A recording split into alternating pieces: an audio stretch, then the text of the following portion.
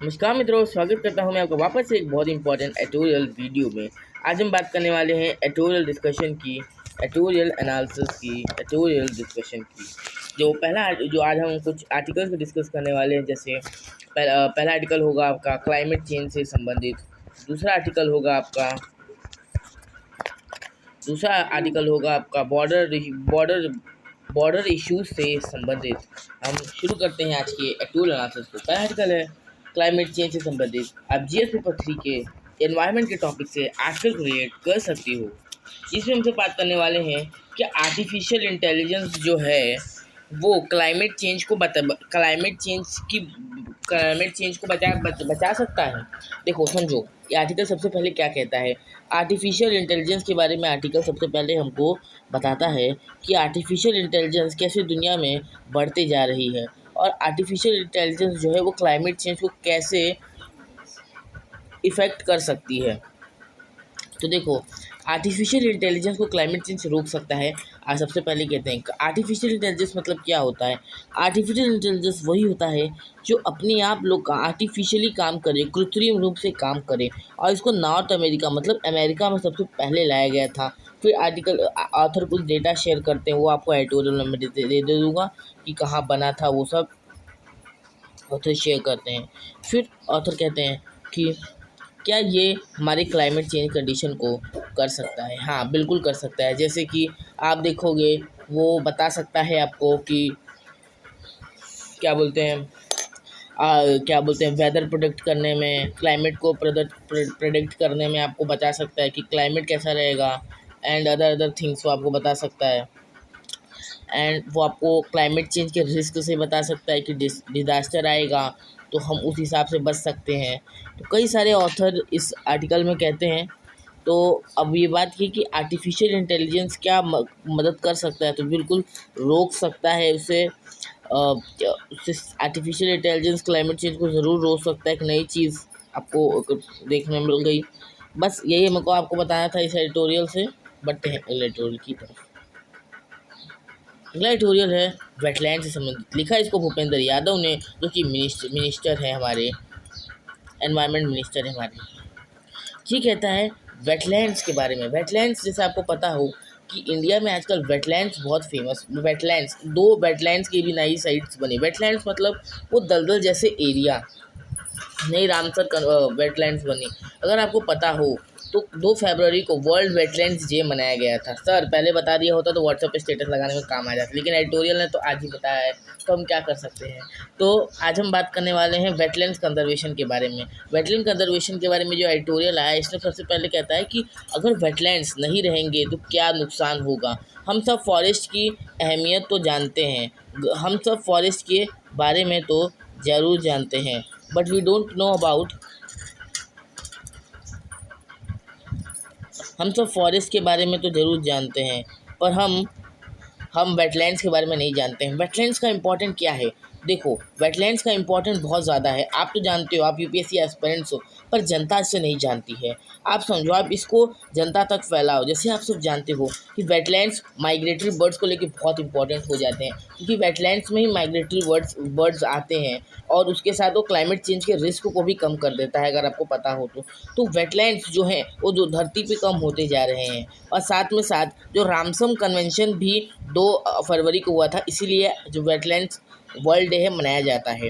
अगर आपको पता हो जो वेटलैंड्स हैं, तो और मैं आपको बता दूं तो जो वेटलैंड्स हैं,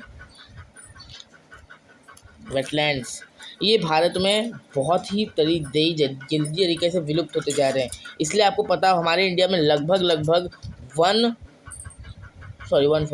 49 रामसर साइट्स, अगर मैं आपको बता दूँ, 2 में खिजड़िया और बाकिया करके उत्तर प्रदेश की एक साइट नहीं ऐड हुई है। ठीक है, तो करंट अफेयर में आप इसको याद रख सकते हैं। बाकी ऑथर कहते हैं कि इंडिया में कौन कौन से एक्ट, इसमें Indian national wild life act और जो इसके रूल्स लाए गए हैं, तो उस रूल्स को कहाँ डाला जाएगा, तो उस रूल्स में उस रूल्स को डाला जाएगा फॉरेस्ट एक्ट हो गए, और उसको डाला जाएगा एनवायरनमेंट और प्रोटेक्शन एक्ट 1986 में डाला जाएगा। तो ये सब आपके डेटा इंपॉर्टेंस के लिए बहुत ही ज़्यादा इम्पोर्टेंट है। और ऑथर क्या कहते हैं, और ऑथर कहते हैं जो मिलियन ऑफ बर्ड्स आते हैं वो नहीं आ पाए, तो इससे क्लाइमेट इंडिया को कितना नुकसान होगा, क्योंकि जो एक बहुत ही बड़ा वे है जो माइग्रेटरी बर्ड्स का, उसमें बीचों बीच में इंडिया आता है, ऐसा भी ऑथर का कहना है। इस आर्टिकल में आप जैसे यहाँ पे पढ़ सकती हो। तो we go to the next article, हम अगले आर्टिकल पे बढ़ते हैं इस आर्टिकल को छोड़ के। सो इस आर्टिकल का आपको पूरा PDF जो है मेरे टेलीग्राम चैनल सुरेश IAS में आपको मिल जाएगा। तो बढ़ते हैं अगला एडिटोरियल। अगला एडिटोरियल है बॉर्डर मूव से संबंधित। यह एडिटोरियल है border move will only bolster China, मतलब चाइना के बारे में बात करिए जा रहे हैं। ऑथर कहना चाहते हैं कि जब से गलवान वैली का इंसिडेंट हुआ है, तब से हम देख रहे हैं कि जो हमारे बॉर्डर इश्यूज़ हैं वो बहुत ज़्यादा सामने आ रहे हैं। तो उसी में एक बॉर्डर इशू की बात करते हैं। जो हमारे आर्मी चीफ है MM रनारे, जो अभी CDS भी बने हैं, उनके बारे में ऑथर कहते हैं कि उन्होंने कहा गया है कि जो 6 डिस्प्यूटरी साइट्स हैं, डिस्प्यूट्स की साइट्स हैं, उसमें से 5 डिस्प्यूट्स की साइट्स को हमने सॉल्व कर लिया है। बट ऑथर कहना चाहते हैं कि एक लाइन है हॉट स्प्रिंग, उसको तो M रनावड़े रिकॉग्नाइज ही नहीं कर रहे हैं कि वहाँ पे डिस्प्यूट है, जबकि वहीं से डिस्प्यूट जो था वो चालू हुआ था। तो ऑथर इसको क्रिटिसाइज़ करते हुए ये कहते हैं कि क्या हमने ये मान लिया है कि वो जो जगह है वो चाइना की जगह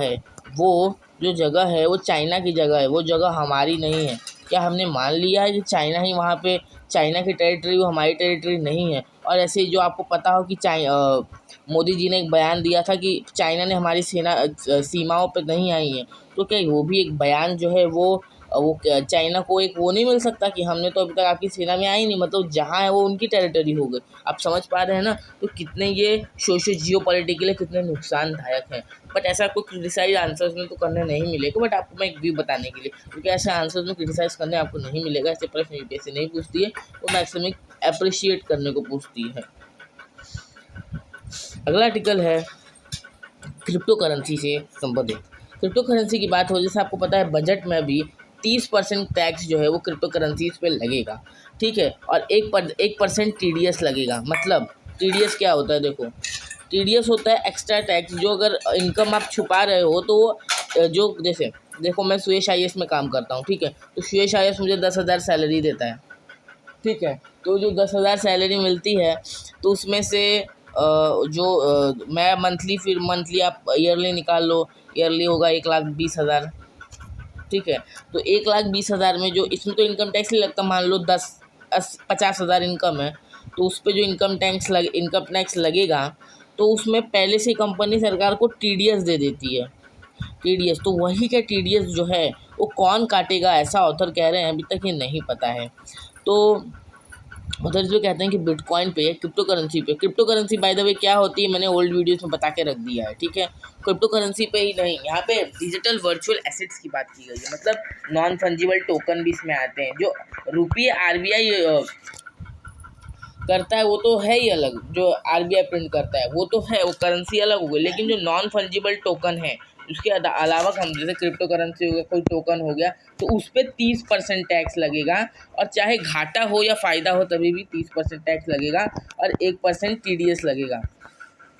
तो उसको हम आराम से फ्री बजट सेशंस में पढ़ेंगे। तो ये एडिटोरियल से संबंधित। अगला एडिटोरियल है बॉयकॉट बीजिंग गेम्स। ये डिप्लोमेटिक बॉयकॉट हुआ है बीजिंग गेम्स का। अब डिप्लोमेटिक बॉयकॉट्स का मतलब क्या होता है? डिप्लोमेटिक बॉयकॉट्स का मतलब होता है कि डिप्लोमेट जो हैं वो हमारे इन बीजिंग ओलंपिक्स में नहीं जाएंगे। आप देखो, मैं आपको पूरा इशू समझाता हूँ। क्या हुआ जब इंडिया ने क्यों बैन किया, पहले ये तो हम बाद में देखेंगे, मैं आपको बताता हूँ अमेरिका, कनाडा और बाकी सब कंट्रीज़ ने क्यों बॉयकॉट किया बीजिंग विंटर ओलंपिक्स को, और बॉयकॉट करने का रियल मीनिंग क्या होता है आज हम समझते हैं। तो सबसे पहले हम समझेंगे कि यूएस ने क्यों किया।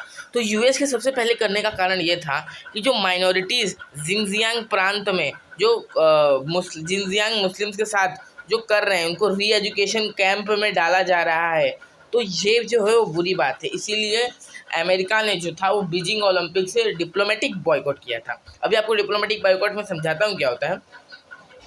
बाकी बाकी और उसने फिर चाइना ने ऐसा माना ही नहीं कि वहाँ पे कोई रीएजुकेशनल कैंप है। फिर बाद में चाइना ने माना तो, लेकिन फिर उसको उसने वोकेशनल कैंप कहा, मतलब हम वहाँ पे स्किल समझा रहे हैं, कुछ ऐसा कैंप कहा। तो क्या ये, तो इस ऑथर इस पे सॉरी ऑथर बोल रहा हूँ यार, क्या हुआ, हाँ, तो इस बात पे ये हुआ, तो इस बात पे यूएस ने किया, बट डिप्लोमेटिक बॉयकॉट था। क्या मतलब एथलीट्स जो है ना वो बीजिंग ओलंपिक्स में जाएंगे, बट वहाँ के जो डिप्लोमेट्स वहाँ पे बैठते हैं वो डिप्लोमेट्स ने उसको बॉयकॉट किया। ऑफिशियल और डिप्लोमेटिक बॉयकॉट्स का मतलब ये होता है। और यूएस की किसी टीवी चैनल में वो ओलंपिक्स नहीं दिखाया जाएगा, ठीक है। अब बाकी सब कंट्रीज़ ने इसीलिए इनको बैन किया है, अगर आपको मैं बता दूं, इसीलिए इसको डिप्लोमेटिक बॉयकॉट यूएस ने किया। अब इंडिया ने क्यों किया, जब उसी के बाद आपको मैं बता दूं, तो ब्रिक्स समिट हुई थी, Brazil, Russia, India, China, south Africa, जो ब्रिक्स समिट हुई थी, इस जो ब्रिक्स समिट हुई थी ना सर, जो ब्रिक्स समिट्स हुई थी ना, इसमें हमने कहा था कि गेम्स को पॉलिटिक्स से दूर रखना चाहिए, तो इसको सपोर्ट करने की बात इंडिया ने की थी। तो आज क्यों जो है इंडिया इसका डिप्लोमेटिक बॉयकॉट कर रहा है, तो इसके पीछे एक बहुत अच्छा तर्क इंडिया ने दिया। तर्क मतलब एक इंसिडेंट था अभी, वो इंसिडेंट था कि जो गलवान वैली हुई उसमें जो एक ऑफिसर था उसने टॉर्च बियर है यानी कि वहाँ पे जाके मशाल जलाई, तो इंडिया, तो फिर उसके बाद इंडिया ने कहा ये तो बहुत ही बुरी बात है, क्योंकि आप गेम्स में पॉलिटिक्स या डिप्लोमेसी नहीं कर सकते हो, ओलंपिक में डिप्लोमेसी नहीं कर सकते हो। हालांकि ऐसा होता रहा है हमेशा, ओलंपिक्स और पॉलिटिक्स में ज़्यादा अंतर नहीं रह गया है। ओलंपिक्स अगर होती है तो पॉलिटिक्स वहाँ अपने आप हो जाती है, ऐसा तो होता ही रहता है। पर यही बात यहीं पे मैं कहना चाहता हूँ कि जो गलवान वैली, आपको ऑफिसर्स को जो आर्मी है, पीपल लिबरेशन आर्मी है, उसको तो ओलंपिक से अलग रखते, आप पॉलिटिक्स को तो ओलंपिक से अलग रखते, खेल से अलग रखते, लेकिन वहाँ पे भी आपको इंडिया को नीचा ही दिखाना है। तो वहाँ पे भी इंडिया को इसलिए नीचा, इसलिए डिप्लोमेट्स ने इसका डिप्लोमेटिक यानी ऑफिशियल बॉयकॉट किया। इंडियन चैनल पे ये नहीं दिखाया जाएगा, ये भी मैं आपको बता दूँ, दूरदर्शन ये सब पे नहीं दिखाया जाएगा, इसका रीज़न है। तो लेकिन क्या इंडिया के एथलीट्स खेलेंगे? बिल्कुल। ये विंटर ओलंपिक्स का मतलब क्या होता है मैं आपको बता दूं, विंटर ओलंपिक मतलब स्नो पे गेम्स होते हैं, हर 4 साल में एक बार होता है। इंडिया में एक ही एथलीट जाने वाले हैं, वो स्काइंग करते हैं, उनका नाम है आरिफ खान, तो बस वही जाने वाले हैं, बाकी कोई नहीं जाएगा। Thanks for watching this video. हमने आज का 4 एडिटोरियल्स और एक न्यूज़ को डिस्कस कर लिया। Thanks for watching this video. Like comment subscribe जरूर करना, और आज की पीपीटी WPS पे बनी थी ना कि ऑफिस पे बनी थी, ज़रूर बताना कि ऐसी पीपीटी सही रहती है या ऑफिस वाली पीपीटी सही रहती है, ज़रूर से कमेंट करके ज़रूर बताइएगा।